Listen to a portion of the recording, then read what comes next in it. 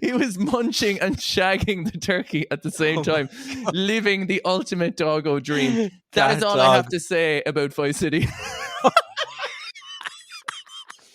Just leave it there, man. That is this podcast summed up in a fucking perfect story.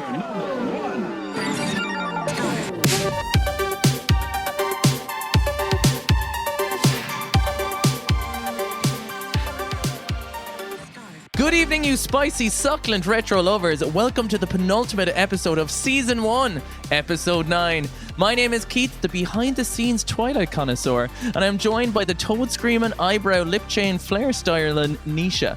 Today, a certain game wants to be the best, like no one ever was. To catch a spot in the top 10 is the real test, and to win is to claim it all. That's right, join us as we count down our top 10 video games of all time. The schoolyard battle begins. The only rule, one video game per franchise. The cost, one cheesetring, a penguin bar, and a strawberry frube. Welcome to the ultimate schoolyard battles. We count down the top 10 video games of all time. Nisha, how are you getting on? You goddamn legend, episode 9. We are in the penultimate zone right now. Oh man, I'm excited for this one. This is going to be a juicy one. It's a juicy one, a top 10 list. It is pretty goddamn juicy. I'm excited, because we were talking about, what's going to be on our list. We don't know what's on each other's list, by the way. We very much wanted to have this as a surprise, and we wanted to, to see how the countdown was going to go. But I think the thing about a top 10 list is it's always, I don't know, I'm so anxious to know what they are, and I found it so difficult as well to me too, pick them. Do you know what I mean? Yeah, whittle it down, because it could have I won't say any just yet, but you're picking, I have a certain franchise. I'm I love this game, and I love this game, and I love this game, but they're all from the same franchise, and I'm it's the equivalent to being all right, it's the equivalent of which sibling are you going to cull? Do you know what I mean? It's all right, I suppose. Do you know what I mean? It's right, look, you have 3 siblings, 2 of them have to go into the bin. Where are you going? I don't know if my siblings. My brother Luke said he listens to this, so I'm gonna keep Luke in. Okay. Yeah, that's a good idea. The only people who listen to this are the ones that shall be loved. I have it written out here. I have my top 10, one per franchise, and a few honourable mentions as well. What do you think of a few honourable mentions there? Just because I don't want to piss people off. I mean, sure. I mean, that's what the podcast is made for, man. We say something inflammatory, we talk about something off topic, and we never circle back, and we leave people unsatisfied. And we're fucking pros at it now. Oh, we are, man. I tell you. I mean, we've gotten really good at not getting to the point. I'd have it no other way, though. Yeah. Hand in hand. Before we mention the honorable mentions, actually, do you know what? No, I'm curious. What are your honorable mentions? Honorable mentions. I have my top 10 written out here, right? And then in brackets, I have beside each one, because most of them are for different systems. So I have I'll try out a few honorable mentions, right?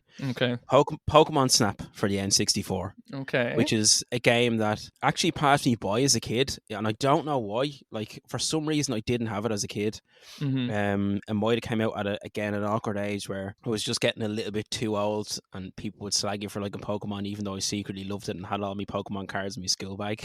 Sure. But so Misty was on your wall. You were dreaming of every night. Brock on the other side. Oh yeah, of course. I played through that only for the first time, say about 2 or 3 years ago. But Nisha, we're only 3.5 minutes into the podcast, and we're talking about Pokemon. It's such a relaxing, chilled out game to experience. Do you know what I mean? It really is. It's a nice, I don't know, just a real calming experience. It's almost similar to, I don't know if you played Stardew Valley. Yes, I have. Have you played Stardew? I have. I streamed it once or twice recently enough. Yeah, it's chilled out, really nice chilled out game. Nice vibe until you're trying to romance the big dommy mommy got titty lady Abigail, and you're like, please love me, Abigail. Do you know what I don't think I got that far. Oh, I tell you, man, you got to take Abigail likes particular set of items, and unless you give it to her, she's not putting out. Because you do form relationships and get married and stuff. Yeah, with people yeah. and that, I did. I don't think I got that far. I remember my main goal with Stardew Valley was to get to the last level of the mine. You know the way you can go into the mine and you keep going down the levels and down. I was like, I want to fucking get to the last level of this mine. But my big honorable mentions here are all N64 games: Pokemon Snap, GoldenEye, and Banjo-Kazooie. Okay. Yeah. They're not my top 10, but Sure. It's good to fucking have them games kind that of I out of the way, adore. though. Do you know what I mean? Just so, like, when people are waiting and you think, like, from previous episodes, we talk about Banjo a lot. So, you know, you might have an expectation that they're there. I think the interesting thing about my top 10 list is that it's kind of not my objective top 10 list. Like, it's very much Right. so a nostalgia heart-based list. Do you know what I mean? It's very Yeah. much so about, like, the games that, like, you know, have an emotional impact at the ages I played them. Do you know? Like, you know, there's plenty of games in the last, you know, 20 years that I could say are objectively better and I might replay them quicker. But these are the ones that are, like, solidified in my little baby heart. Like, not the best games ever made, but your favorite. Yes. It's not like if this list was give me the 10 best games you think were, you know, like the 10 best games full stop. Do you know what I mean? It would be kind of a different list. My the ones that narrowly didn't make it, Banjo-Kazooie was one of them as well. I just had to, and that's because I played it recently and I adored it, but like I don't have that nostalgic tie to it, you know. Conquer, which was very painful to leave out. Conquer Live and Reloaded specifically for Bad Fur Day. Luigi's Mansion was one that I was like, you know, it was a GameCube launch, and I remember getting the GameCube, and I was like throwing on Luigi's Mansion, and him going Mario, and then he's like, "Oh, do you see when he's fucking the shells?" By the way, Luigi, did you ever play Luigi's Mansion? I've only played the Switch version. I haven't played the first one's GameCube version. The first one's like I prefer it a lot. It's just more linear, enjoyable kind of experience. Right. But every time you tap A against something, it goes oh, and he starts like fucking humping the shells. It's a very strange thing. Another one I have is very quickly is Alan Wake, which is like a Stephen King kind of 360 game where you kind of have a flashlight and it's very Twin Peaks kind of inspired, very kind of weird stuff. One of my friends is actually Kieran's currently playing through Alan Wake at the moment. So he's really enjoying it. I was playing the DLC today for the first time and it was really, really cool. Pokemon Leaf Green and Silver. Nice. There was two, like the Pokemon games. I think it's because those games were on the Game Boy that I think they had a huge impact on me, but I think it was just my memories sometimes are sitting down at home on the TV kind of, you know. And then Dragon Ball Budokai 3 because I just played that forever, but like, you know. Nice. Is that a fighting one or is it like a story game? No, it's a fighting one, like where you could unlock so much stuff in it, and there was like a storyboard thing you could do, and me and my friends used to be just fucking, you'd have beam clashes and you'd be fucking wiggling the stick like, ah! Do you know what I mean? Like you would add for dear, like we go on until person lost. Do you know what I mean? Whoever had the physical real life endurance to keep it up. Nice. I have a couple more honorable mentions that I have to put them out there. Sure. Kirby's Adventure. That might piss people off the way I say Kirby. How do you say Kirby? Kirby. Yours is Kirby. You're like Corby. Corby. My name is Corby. Kirby's Adventure. On the NES was a game I only played through for the first time like a couple of years ago. Fucking brilliant. Link's Awakening on the SNES. Final Fantasy 3 on the SNES, like also known as Final Fantasy 6, I think. And then The Sims on the PC, man. Did you ever play The Sims? I have played it. I remember like The Sims 2 is like one I kind of remember like a fair bit. It was like, what are you going to play tonight? Like Sims 2, Need for Speed. And it's like, do you know what I mean? It's like, the PS2 classics on it. But yeah, Sims, man, fucking just stripping them all naked and then tell him to go to work and leave the oven on and watch the whole house burn down and watch them come back. I used to like torture my Sims, do you know what I mean? It's like, whoops, where did your clothes go? Time to go to work. You left the oven on. Whoops, we left the baby inside. Jesus Christ. Dude, it's called playing, okay? You know, that's all right. Oh man, just The Sims. The Sims literally only came to me as I was writing out the list there. Like I have had this list made for a while, but as I was thinking of my honorable mentions, it just popped into my head because it was a PC game for me. So I played it on the PC, not on the PS2. Oh, Team Hospital as well. Sorry, you just have to throw it out there as well. Jesus. Oh. Wait, what did you? Ooh, I like it, man. You fucking splooged yourself there. What was the name? What was the name of the game? Team Hospital. Team Hospital. Okay, was Team that Hospital. like Roller Coaster Tycoon? Tycoon? Yeah. Where you make your own hospital or whatever. Sure. But, you had your own healthcare system growing up. They're my honourable mentions. I apologise to anyone whose favourite games I mentioned there. Sure. I had to get them out there. They had to be called. Do you know what I mean? Yes, they had to be harvested. There can be only 10. All right, I'm so excited to get stuck into it. I need to know your top 10, man. See, it's unusual for us because normally, like, we're having a conversation, but now I'm like, I'm frothing. I'm frothing at the I'm PP. really Do you know what I mean? excited, I need to know. Now, All right, do you want to go? This? Sorry, are we doing this our 10th favorite to Yes. our 1th favorite? Yes, it's in order. Oh shit! I don't know. Yeah, I'm gonna keep them the way they are. Yeah. Well, I mean, right. within reason, I put them in order just because, again, it was one of those things. I kind of like putting challenges on it to make it like harder no, to that's pick. cool. You know, That's the cool. agonizing over it. Yeah, no, that's cool. That's cool. Right, go on. I'll let you go first. What's Okay, your well, number you 10? rearrange your list there. I'll start. Okay. Yeah. This is like when you come into school and you're like, there was a part B. Yeah, do you remember that? Oh, fuck yeah. Actually, shit, I have a question. What if you mention the number 8, and it's my number 1? Do I have to just be like... You have to hold it in. You have to literally go like, you have to like squeeze your bollocks and hope for the best. Shit. Okay. Do you know what's funny thing? Actually, I was just thinking about, speaking of being derailed. I used to do this thing in English class, right? Where we get 3 like essay style questions we have to do, and I'd only ever do one. And then when he was getting people to read out for like, I'd only do the first one. I'd be like, pick me. I'd be like going up to the front of the class, like, I have it. I'd do it. I'd literally like go up to his face, my go, because then he wouldn't pick you for the other 2. Do you know? Oh yeah. So I used to ever do a third of my homework in all scenarios. Oh really? Yeah. Well, anything that was like class presentation. Anyway, number 10. My number 10 is a multiplayer game. Okay.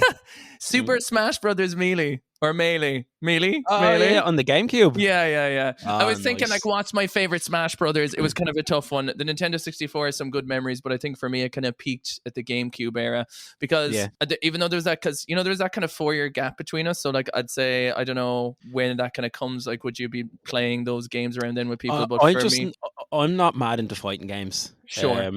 Because I'm shit at them. Smash Brothers, though, like, okay, it is a fighting game, but it's a very, very different fighting game. Like, the way normally you need, like, this is like, it's about kind of simple mechanics, but it's all about like jumping around, speed and all that, where a lot of games are very technical, like Street Fighter or Tekken, I couldn't play, but Smash Brothers, it had an adventure mode, it had a target mode, it had all these great aspects, but it really was people coming over and there were so many different challenges. It would be like, try and, like, I don't know, it could be anything. It'd be like, jump on the targets 50 times and stay in the air, like, or defeat these 2 guys within seconds. You could do it all co-op. And it was like, we got, and it was the tenacity of trying over and over again to do the little challenges or fighting each other or trying to beat the CPU on the hardest level. So I think just from like a nostalgic memory point of view, and I do think it's like the best Smash Brothers in terms of its balancing at the time. Like the new games are like, there's a lot of cool stuff in them. And like, particularly when they brought in like 8-player and stuff like that in the later games, like that was mad. But there's so many characters in the new one. Like I have the one on the Switch.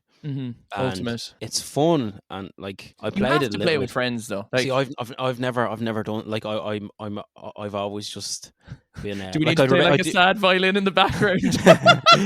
Like I do remember playing Smash Bros 64. What's it called? Super Smash Bros. It's called Super Smash Brothers. Yeah. Yeah, I remember playing that on the N64 with friends, and that was fun. But the new one I only played just because there's like that. What is it? The adventure mode where you have to go and unlock and.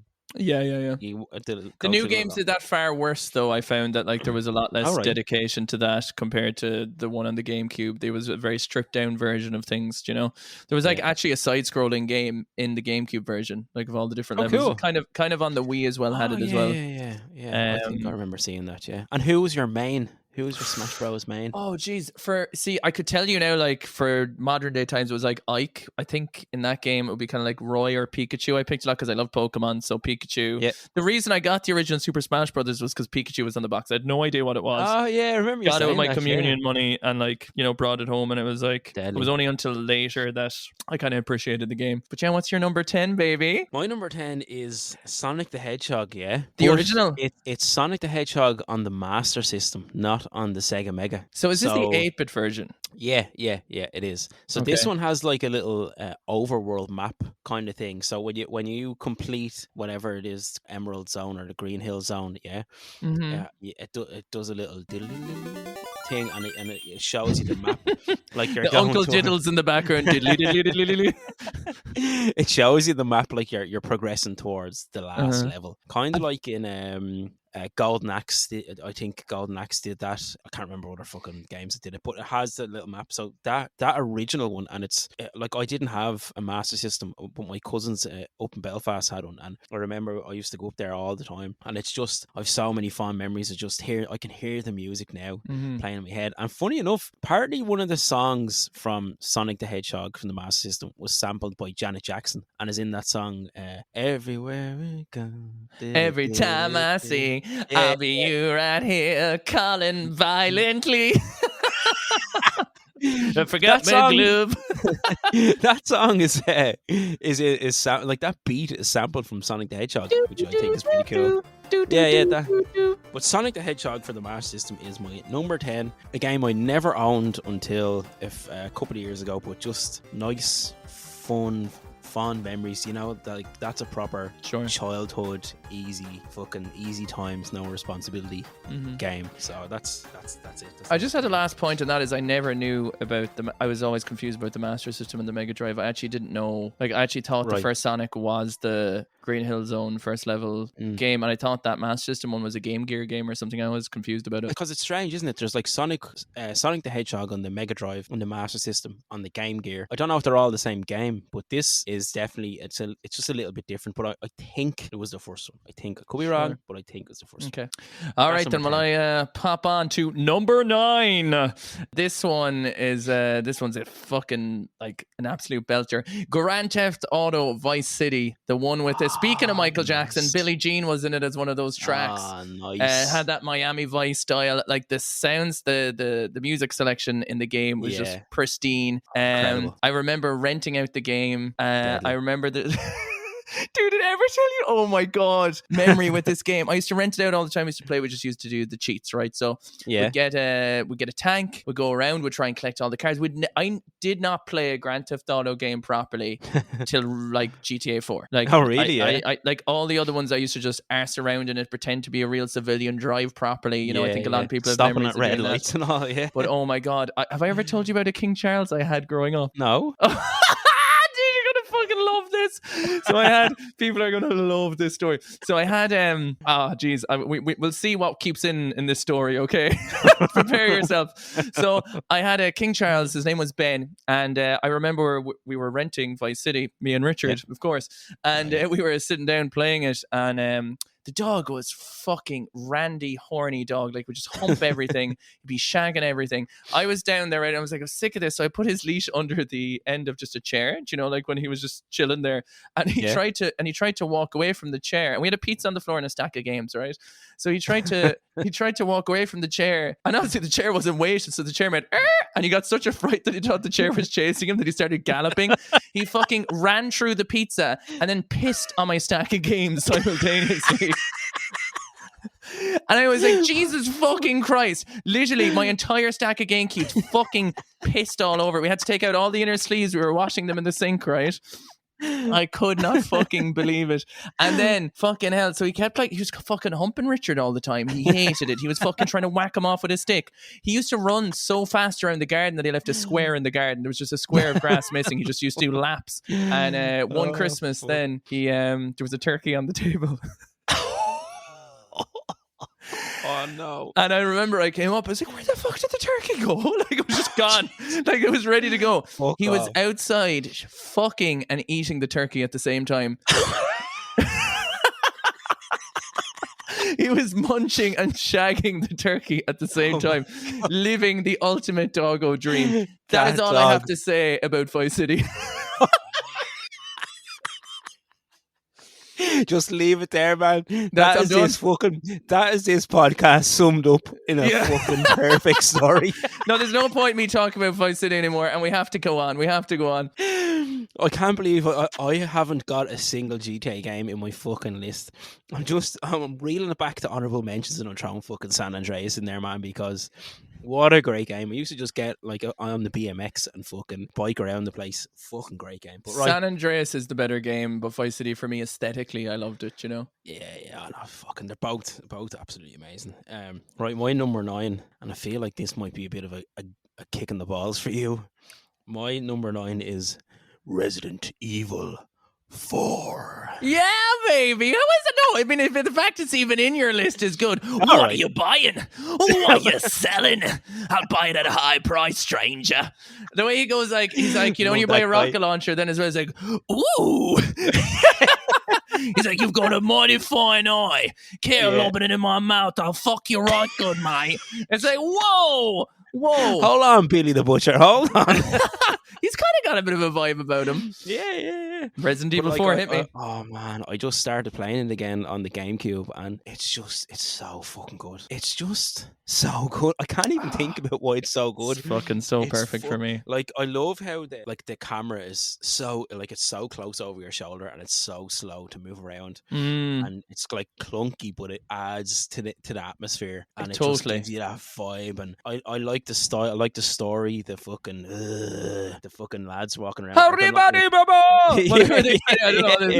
Lord Sadler. Yeah. And just the fucking style of it. I just got past the part where I'm on the lake and this big, I think it's like a crocodile or alligator, big fucker, and I'm throwing fucking spikes at him or whatever. So I'm just at that part now with that game. Like, I've played through, that was the first Resident Evil game I've ever played. For me, personally, same. Oh, right. Like, Really? I watched other people. I had my sister's boyfriend at the time used to borrow my GameCube, which is a big Resi fan from the PS1 days. And when the remakes came out for the GameCube of 1 and 0, I watched him play through the whole things, but that was the first one I physically was playing. Nice. Yeah. And I played through Resident Evil 1 and 2 recently on the GameCube as well. Really enjoyed them. I haven't played Nemesis yet, Resident Evil 3, but it is on my list. And like the graphics of Resident Evil 1 and 0 and Resident Evil 4, like they're unbelievable for GameCube. Yeah. Like, unbelievable. It looks really well. I love you know, in Resident Evil 1, the original Resident Evil 1, it has this like live action intro. Yes. Do you remember that? And it's so fucking it's beautiful, man.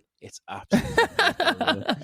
But number 9, Resident Evil 4, great action, great story, fucking unbelievable gameplay, really, really cool. Creates a really good environment, like especially leading into fucking October and stuff like that. I'm really enjoying playing it now. So, and the best out of I've played 1, 2, 4, 5, and 6, and it's the best Resident Evil I've played anyway. Sure. Okay. Fucking nice. You probably know it's gonna make a return at some point, so I'll save my thoughts till then. Cool. So number 8 for me, I kind of had to squeeze my, like, so there's plenty of games that I could have put on this list that came out in the last 10 years. So I tried to keep it, tried to give a 10-year gap kind of minimum on it, you know what I mean? A little bit more on it. So, but I did have to squeeze these next 2 that are coming in kind of into the retro. I was, squeezing the bollocks out of the retro category I was going up to 360 PS3 era, right? So that's where I was doing my cutoff, right? So 2 and an odd generations ago.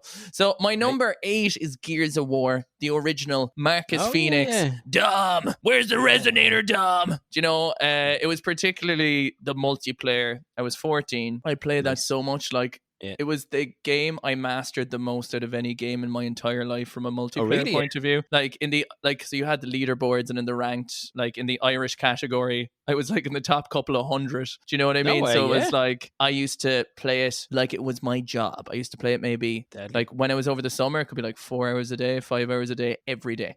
Nice.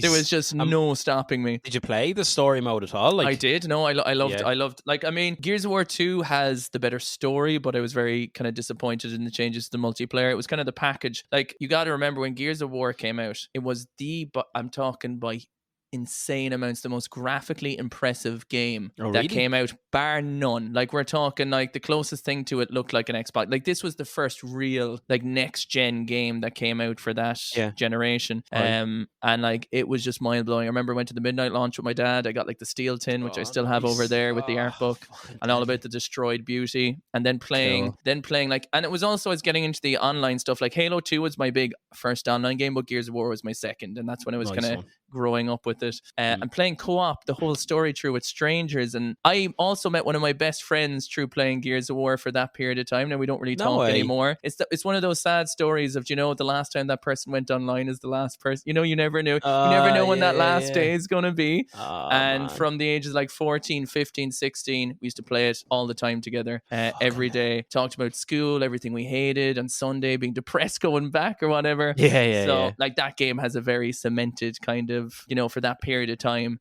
chatting to someone 4 hours a day who you've never met before. It's wild at that age, especially. True. So that is wild. my number 8. What's yours, baby? Oh man, I have to just say I fucking love Gears of War as well. My friend Kinger introduced me to Gears of War, and I've played. And I do remember you saying that it's like it was the most advanced for the time. I do remember the gameplay, the way you'd run and you'd crouch down behind the cover the wall. system. Yeah, fucking that's the smooth transition between running from what I remember. That still stands out, and it's been years since I played it. That still stands out as being really fucking smooth, really well done.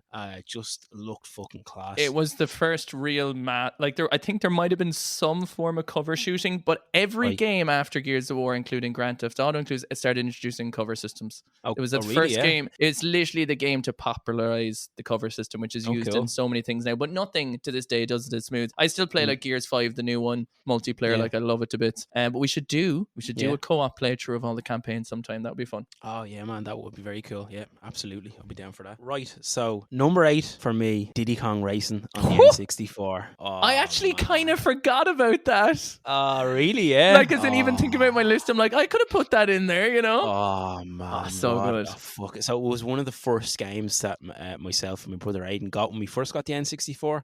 I'm pretty sure we got GoldenEye, Super Mario 64, and Diddy Kong Racing, and I can remember that Jesus, Christmas. like, is there any better 3 games you could have possibly ever fucking gotten ever in your lifetime? I know. Like such a good range. Yeah, so good. And I can remember that Christmas so well. It sticks with me, like, just because of playing those 3 games, but specifically Diddy Kong Racing. And it's a game that I've played. So fucking difficult, man. So difficult, right? So I played that consistently since it came out for 20 plus years, yeah. And I remember getting so you get to Whizpig, yeah, was the main boss, and then you'd beat Whizpig, and this was actually really fucking cool. And spoiler alert, if you haven't played it, and you don't want the ending for Diddy Kong Racing to be ruined, so you play it and you race against Whizpig, and then the game finishes and the credits start rolling, yeah, and it's all, they're all fucking happy and blah, blah, blah. But then halfway through the credits, he comes back and he stops the end credits and it cuts it off. And it's like, I'm not fucking finished yet or whatever. And there's another world. Sorry, I'm just imagining your little kid's game. I'm not fucking finished yet. Yeah, you little motherfucker. Yeah, no, he comes in and he stops it, and the game isn't over, and there's a whole other space world that you have to go and do more 4 races again. So you do the race, and then you do the eight coins. Because I only beat the game for the first time ever within the last few months. It's such a rare thing to do. That company was always breaking the fourth wall with their games, like Conquer and Banjo as well. Yeah. I remember playing that at Christmas, and like the fact you had the plane, the fact you had the hover, and I like the memories I have going to my friend's house, and actually just at Christmas with the tree there, us playing Diddy Kong Racing. Also, my copy of Diddy Kong Racing was stolen. No way. The one I have was from Extravision. We never returned it, and we thought we did, and I found it on the bed 8 months later, and my dad was giving out to them. It's like, we did return it, you knob. And oh no way. And then I found it on the bed. I was like, oh no. And did you tell him? No, I just put it on my shelf and kept it to this day over there. Fucking tell him. You wouldn't steal a car. I would steal Diddy Kong Racing though. And also the cool thing about this game is it introduces Banjo from Banjo-Kazooie for the first time, and Conker. Before he was a drunk pervert. Yeah, exactly. Yeah, he was good in that game. He was they only decided to turn him into well, I mean, he's not necessarily a bad guy. He's just more a human character in the end result of the other game. True. But and here's a funny story, right? So I remember we playing Diddy Kong Racing back in the day, and I had gotten really far, and I think I was on the last world or whatever it was, yeah. And I remember going to play, and I've been playing it for months and months, trying to beat it. I couldn't finish it, and I remember I went to play it one day, and my save file was gone, yeah. And in its stead, so when you log on, it tells you how many balloons you've collected. You get a balloon every time you win the race, and it's my initials were NOH, and it was 0 or 1 balloon, and it was my sister's initials, COH. And she was really young. It was not done. She didn't do it on purpose. It was totally done by mistake. And I bawled my fucking eyes out, man. I cried like a baby. Yeah, I know. I can understand. It's literally it's the equivalent of as an adult where it's where's the last 6 months of accounting work I did? So, yeah. Sandra fucking threw it in the bin. She thought you were Sandra doesn't have a clue. Fucking Sandra, man. Fucking constantly ruining the day. But yeah, I can remember crying, like I was devastated. But yeah, Diddy Kong Racing, fucking amazing game. Did I ever tell the story about the time I reset my friend's Tamagotchi? No. We had these like Tamagotchis. We actually had Digimon Tamagotchis as well, which were like the Digivices. Oh, cool. And we were in class one day, and I was fucking around. I had like a toothpick, and I had the thing. I was like, ooh, ooh, and he was like, stop, you fucking asshole. I was like, ooh, ooh, and then I was like, and then I actually fucking like, you know, yeah. Then I actually reset it. It's like. Not as like it wasn't intentionally like I was acting the absolute fucking dick, but like I know we were like in 4th class. I was like 9 or something. Then when I realized though I did it though, I was like, sure I can't fucking get like it was literally like it's like I'll just put this in my pocket and no one will ever. I just won't give it back to him. Do you know what I mean? Yeah. Oh, fuck's sake. All right. Well, I move on to my number 7. Go for it. Hit me. The reason I bought a PlayStation 3 is this game. All right. Came out in it. I'm going to play you a little melody from this and see if you can identify it. If we can't, I don't know if you can hear this.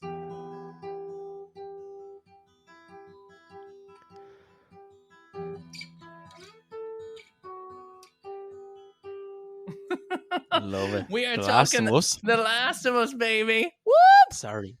Oh my God! What? Did you feel like I shouldn't have said it. Why? Because it's your fucking game, not mine. I don't mind, man. I was glad you got it. I mean, sure, I was playing it till you said it, really. Oh, no, I was just getting into this fucking tune, man. The Last of Us, like, realistically, The Last of Us could be on the top of any of my list as a series with part 1 and part 2, particularly with the remake that came out in the DLC. But, like, again, I'm trying to go with a nostalgic enough list, and this is kind of really on the cusp of when, like, you know, it was like 10 years ago or so. It's on the cusp of, like, on the cusp, like, well, PlayStation 3. I squeezed it in, all right? I said I'd keep it to that generation, okay? It had to have a mention. It could be number 1 if I was being very serious. But I said, you know, I wouldn't want to really piss you off or anything. So I said I'd put it at 7. Oh, brilliant. So yeah, The Adventures of Joel and Ellie. I can put this down very simply. I saw the trailer for the game and I was shit, I have my PlayStation 3. I was like, straight away when I saw that trailer, it's a game that has, like, the game, what's 10 years old now. It's a game that has the, like, greatest acting, greatest voice acting, greatest storytelling. The story blurb is cliched, but the Naughty Dog storytelling was never about the overarching plot. It was about the story and the character dynamics. That's what the game is, like, you know, hailed and praised for. And like, just my mind, I think when I played The Last of Us, that's when I truly realized that video games and all encompassing are like one of the highest forms of art you can have. You know, it's incorporating musicians, actors, voice actors, you know, technology, you know, story writing, artists. Like, that was the game that really solidified that, like, video games as a medium can be one of the highest forms of art. And that was kind of like, that's what, like, solidified it there. Again, in another list, it could be like a lot higher, but I just kind of put it in there because, you know, as I said, pulling the scrotal sack and the hairs off the retro category, you know? But it is not retro. It is, I'm sorry, it's a fucking masterpiece though. Holy fuck. By the way, I'm claiming it is retro. It's on a PlayStation 3, just in case you want my solid opinion on it. Here's our poll. Here's our fucking poll. Okay. Right? And the no, people are going to decide, dude. and you're going to get fucking lashed My out, opinion isn't in a popular one, okay? But 2 console generations behind, 10 years old, you know. It's you know, okay, but you would consider the first Gears of War retro though, right? That's 2006. That's like coming up to fucking, that's over 15 years old. 16 years old. I'm shooting myself in the foot, right? Because my next game, I think, technically Gears of War debuted 4. My next game potentially came out on. Now, I first played the next game on the PC, right? And it's fucking retro to me, but I think you just slandered me for the other way around. I was just trying to take the attention away from me. Go on. What is it? Tell me. All right. No, sorry. No, The Last of Us. I know how important The Last of Us is to you. So I want to give you this. Now, I'm going to absolutely ridicule you, but I'm going to give you this platform to talk about it. I already talked about it. Highest form of art. Talked about all my diddles and my fiddles in it. Okay, you know what the poll can be? Can PlayStation 3 be considered retro? That's fair, right? Because it's on that generation. You just don't want to lose in the question. Well, if we say The Last of Us, I'm never going to win. Because you won't, because of the re-releases and the PS5. But No, also, well, I had right. two Go on, no, re-releases. So can it be considered retro? Yeah, no, I'll go with that. I'll go with that. can the play? It's Well, you see, definitely the thing. not. Fuck off. The thing about it is, right? It's like we said before, retro could be considered when something's discontinued, right? Yeah, This is true, 2 generations old. This is 10 years old. So I mean, technology-wise, you don't know. I mean, like, yeah. if you had an iPhone from 10 years ago, like that shit's fucking vintage, dog. Yeah. Do you know what I mean? Very true. Yeah, very true. Very true. Well, again, Anyway, sorry. We need to move on. We have like, we're not even halfway through the list and we're 40 minutes in. My game, my number 7 is The Elder Scrolls 4 Oblivion. Fuck off. Fucking there's Nisha's connecting to his fucking internet, loading up his wireless controller fucking HD TV fucking game. Fuck off, dude. No, man, hold on, hear me out, right? No, I have no problem with the list and the game. I have a problem with the slander you threw. Oh my god! So dude, if you can download Oblivion, you could have downloaded it off your fucking broadband connection there, just to let you know. So I first played Oblivion on the PC, right? I don't know when the fuck. I'm gonna have to check. I don't know when it came out, right? But I'll check when it came out. I think it's like 2006. I thought it was around like the GameCube era, which is why. No, it's 360. 360. Was it? Yeah. But anyway, I first played it on the PC because I think I mentioned before, my uncle always had a really high spec PC. Because I remember, like, he was mad at the PC game, and him and my older brother would go to LAN parties and play that game that's like pre Call of Duty. Do you know what's that game called? Fucking where they just go around like Call of Duty. I don't know what it is, but it was like famous for LAN parties. CS:GO or something like that. Counter-Strike or Counter-Strike. Yeah, Counter-Strike. Yeah, maybe. So, I don't know how old that is though. But he used to have like he'd have the top fucking PC like all the time. And I can remember I used to go in and just watch whatever game he'd be playing. He'd be playing whatever game. And just sit there watching. And I remember him playing fucking Oblivion and just this world that seemed to never end. It was just so fucking cool. And I remember he was like going to Australia for a couple of weeks. And he's like, right, I'm going to create your own profile on this PC. You can log in and I'm gonna put Oblivion on it for you. And unreal. I lived in my granny's a lot when I was a kid, but I can specifically remember this time of just being there for whatever. I don't know, he was away for weeks, and I would just lose myself in Oblivion. It's wild, all right, because like you'd make your own character, you'd be going into the hell world, you'd be going back, you'd be going around the village, like everyone was full blown, had like 1 IQ though. They'd be like, what are you doing? Pick up the bowl, error, smashing out the door, and then he'd just like go under the like magma, and he's like, it's really hot in here, oh fuck. Because I got the special edition from Extravision, I remember, for Oblivion. It came with the coin, like the currency from the game, and it came with like an art book, and it came with it used to come with the DVD, the making of and stuff like that, which was very, very cool. But okay, so you put in a game from the 7th generation, and so did I. And I just would like to, just put it out there, just so we understand when people are listening. I think what we need to do is, right, so like, is the PS3 not the same generation as the 360? Just asking for a friend. Just wanted to check that out. You should, thank God, man, you should have fucking said that before I said The Last of Us. You would have got away with it. Okay, all right. We better slap it on in. We better. I need to know. Okay, we need to have a poll. Like, it just is the 7th generation retro. I think that's what we need, and then we're in it together. Yeah. All right. Now, The Last of Us, in fairness, was the very end of it. I'll give you that. Okay. Number 6 for me is and by the way, there's no bullshit from here on in. They are all retro. All I can say is rolling around at the speed of sound. Got places to go, gotta follow my rainbow. Dad, slap it on in, put it on the vinyl, get it on over here. Give me a Dreamcast right now. I'm fucking playing Sonic. I'm an edgelord. I'm butthard rock. Gotta come fast. Sonic the Hedgehog speeding around the place. Like, Tails, what are you doing down there? It's like, oh no, Sonic. And that was literally the voice acting for it. It's a 10 video game. It's Yes. Yes. I love your passion. Came out swinging. Sonic Adventure. I didn't know whether to pick Sonic Adventure 1 or 2, but 2 has the ultimate soundtrack from any video game ever. It slaps so goddamn hard. Don't say, oh yeah, like that. You know it's amazing. Is that the song you sent? Remember you sent me that? You sent me one of the songs Eggman. from Yes. That's from Sonic Adventure. I am the Eggman. Also, I need to do like a Christmas ad and also some other classics like, I can't remember now because my brain went dry. Live and learn, hanging on the edge of tomorrow. That game is its soundtrack. Objectively, that game is a terrible camera angle.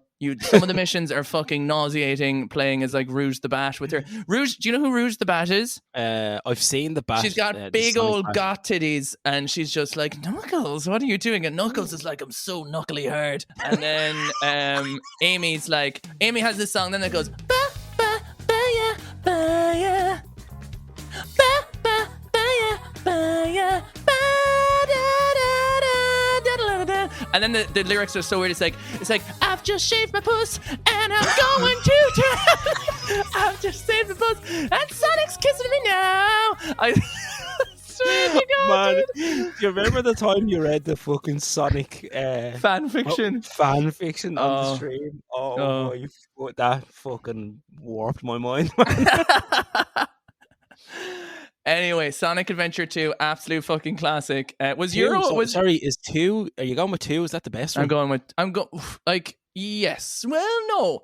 Like there's parts from like I prefer the Hub World of 1. There is no Hub World in 2. The Chow Gardens, by the way. I don't know. I have to. Sorry, I don't know this game talking really about. Well. No idea. Right, I started playing Sonic Adventure. I tried to start playing Sonic Adventure like a few months ago, and it starts off with like a big fucking dragon, like attacking a city. Is that the right game? Oh, that's going. Open your heart, and then the dragon's like, and I was like, what the fuck is this? This isn't a Sonic game. Fuck off. I'm gonna. You know what? Right then, that's the first episode of Press Any Button to Continue Let's Play YouTube channel will be for your sins, Sonic Adventure, complete playthrough. Okay, right, and you'll play the whole thing, and I will watch you, and I will be like the director's commentary. She's like, "Oh, this was the time where Sonic was actually going through an emotional midlife crisis in his emo phase," and I'll tell you everything that goes on with it. Okay, beautiful. I can't wait for that. Actually, that's going to happen. No, 100%. I got the Dreamcast for when I was in 3rd class for my birthday. Nice. And I got Sonic Adventure, the first one. Dude, the second game, I put 80 hours into it, and the game's only like 4 hours long. Serious? Yeah. Well, I mean, you could do hypothetically. You could actually play the music in the settings. Like they had a CD section. You could play through all the tracks and stuff. But the Chow Garden, very quickly, I had a Chow on a memory card. So these are like Tamagotchi raising system in there. And people have been screaming just for a singular Chow game. Do you know what I mean? And what happens is when you do the levels, you have, Shadow the Hedgehog and Sonic, and whoever's raising the Chow will take on evil or good attributes. And then you could put them in races. You could do karate with them. And then you'd feed them other animals and the take on there. It was a bit weird.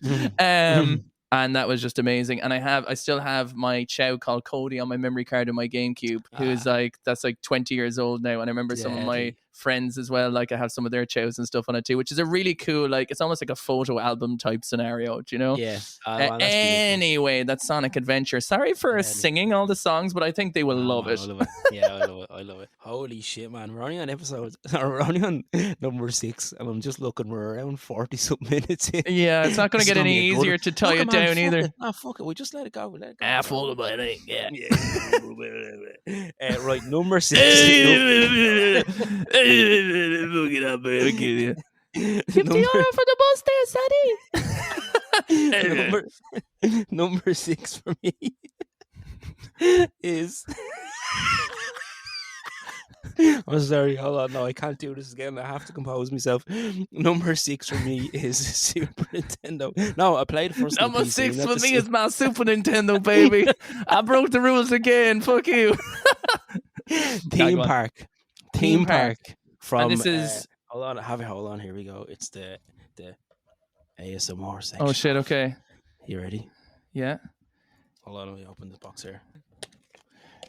Oh, guys, please, if you don't rate this podcast, West, we can't do any more episodes, please. No, seriously. Like, tell your grandmother. Bring her back to life if you have to. Please help us. We need more. Wait, what? Right. Theme Park, I initially played it on the PC, right? So when I was a kid, we got a PC in the house, and I don't know how the fuck we got this PC, yeah? I had no clue, but it was like, I felt like my brother Aiden was a wizard, because I thought he could just, like, he'd just go clicking around the PC. And this was like in the 90s, okay? When I, like, had no fucking clue about technology. And he'd just be able to, I was like, I thought everything was on that PC, because Aiden would just be like, "Oh, here's this game on the PC." I'm like, "How did you get? Where did it come from? Where Yeah, did it come from? They were just there. Where did it come from?"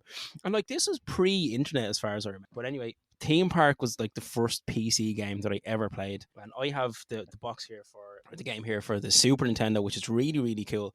But it's like, I mentioned Theme Hospital as an honorable mention. That's what I was saying. That came into my mind straight away. Yeah. So Theme Park, you basically make your own theme park. You make your own fun park. And I can remember playing it so much on the PC as a kid with my brother Aiden, and I just sit there and watch him play it for hours and hours. I loved playing it myself. And then my cousins had it on the Sega Mega Drive up in Belfast, and I can remember going up there and playing it up there. And just, it's such a fun game to play. Like, you picking the different rides. I like those kind of games where you can create you can create your own park. You can have it like all like neat and tight. Like, I could have it neat and tidy set up. Same way with your Resident Evil 4 case, you need to have everything in order. Yeah, exactly like that. But just fun. Have you ever played Theme Park? I have. Like, I definitely played it on the PC. I would have played it on the PC as well at a time. There's definitely this satisfaction about like doing all the prep work and then just clicking play and watching it unfold. And then be like, oh shit, I need to move that because everyone started vomiting in that corner or whatever. Do you know what I mean? Yeah. It's like, why is that child shitting over there? Like, I need to put it in the toilet. But again, it's a huge. I am surprised it's so high on your list, though. I will say that. Like, as in, like, just like my order, my list at the start. Fuck's sake! I know what I'm saying is what I'm saying is like, I wouldn't I didn't know this about you. I didn't know you had like a fetish for these games. Do you know what I mean? I didn't know. You don't know. I know. This is what this one lists like. These are important. Do you know what I mean? Okay. Yes, I know, because it's not a game. It's actually not a game I talk about too much. You know, it's not one that I like. None of my friends were into this game. It was literally my brother Aiden and I would play it on the PC, and then when I went up to my cousins, but I'd never. Yeah, it's not. It actually isn't one that I talk about very often, but it's very near and dear to my heart. Okay. And that's it. All right, then. Number 5 for me is Hentai Cum Yum Yum Simulator. No, I'm only joking. It's Devil May Cry 3. Oh, cool. I've never played it. Okay, so the only thing you need to know about have you played any of the Devil May Cries? There's this like, I almost feel like I need to do a whole show where I get you to play all my favorite games, my retro favorite games, and you play them, and I watch you and look at you like a puppy, being like drooling up. Did you like that part? That's great, isn't it? That's I just need that in my life. Do you know what I mean? Devil May Cry 3 is a hack and slash action game. Dante Virgil. Dante's very like, this is going to be one hell of a crazy party. He has dual wielding pistols. He's literally riding missiles. He surfs on zombies, and then he runs down the side of a building, throws a sword so fast that it actually starts coming into the atmosphere like a comet. He catches up with what he does is he throws a sword. He shoots it with the bullet. It goes to the head of the sword, pushes the sword down even faster, and then he runs faster than the bullet, picks it up, flies off the building, and gets eaten by a whale. That is a legitimate scene from the game, just to let you know. Deadly. And then the music is very like, steal a soul for a second chance. You will become a man. And it's like all this kind of,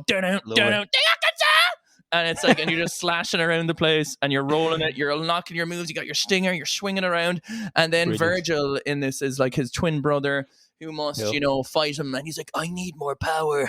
Dante, give me your cock. And it's all this stuff. And like there's this like twin relationship action going in there. And that is my number 5 slot. I feel like it's better sometimes for me to explain what I'm feeling through the act of this energy rather than, me going into hyper detail about it, I'm feeling it, What's your number 5? My number 5 is Final Fantasy 10. the most anticlimactic. I was like 3 or 7, 3 or 7, 10. I've never played 7. Oh, fucking hell. Yeah, I forgot about that. Sorry. I'm sorry. Okay. I'm sorry. Final Fantasy X is the blonde surfer dude. Titus. Yeah, Titus and Yuna are the two main characters, yeah. I don't remember the names of the rest of them, but Final Fantasy X was the first Final Fantasy game I ever played. I remember my friend Brian bought it, yeah. I'm right up. Final Fantasy X is the first Final Fantasy in the line of Final Fantasy games of Final Fantasy. Do you know what, man? I knew that's where you were going because I could feel it myself. Tetris is the first Tetris. But Final Fantasy was the first game I ever played, yeah. Can I stop you? We need to get a t-shirt that says Tetris is the first game of Tetris that was ever in Tetris of Tetris. We need just a slogan on the front of it. That'd be amazing.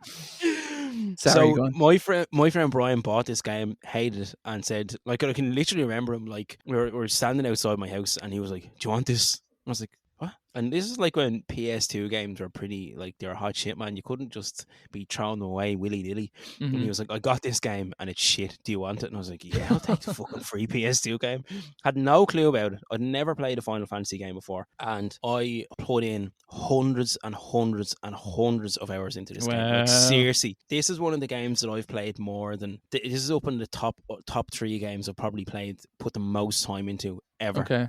And I fucking love it. I suppose you could say, like, this, it would kind of drag on a bit with the fucking random encounters, like, coming in and hitting you. But say that with Pokemon too, though. True. But it just, again, because it was the first Final Fantasy I'd ever played, the story was really cool. I remember the visuals to me were fucking mind blown at the time. Like, I remember. Yeah, I do have Final Fantasy X. There was 10 and 10-2, right, or something like that. There was, yeah, 10-2. Yeah, because I had it as well, and I think I find that most people, when they find their Final Fantasy, like, that game is like completely in their hearts forever. Like, some people say 13. Some, like, there's so many different people who think, and the people who 13. Love them think they're garbage. Do you know, like, like, do you know what I mean? Like, it seems to me like that there's kind of these different styles of them, and the ones that people gravitate towards for whatever reason, whether it was the love story instead of an action story or whatever it was, you know, that really they like cemented it in their hearts as like their all-time favorite, you know? Yeah. And I think that's really interesting about the series is that their own fans are so polarizing to all the different games, do you know? Yeah.